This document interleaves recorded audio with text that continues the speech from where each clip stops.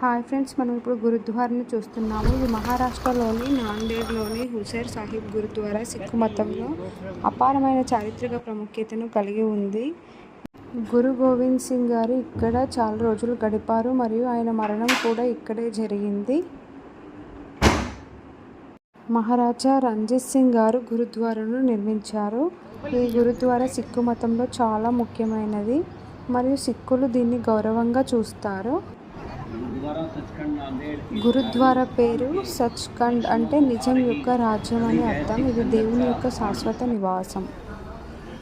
ఇది సచ్ ఖండ్ శ్రీ హజార్ అచల్ నగర్ సాహిబ్గా కూడా పిలుస్తారు.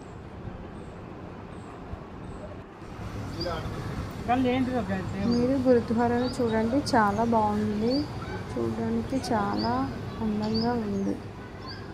ఈ వీడియో కనుక నచ్చితే దయచేసి లైక్ చేయండి, షేర్ చేయండి, సబ్స్క్రైబ్ చేయడం మాత్రం మర్చిపోకండి.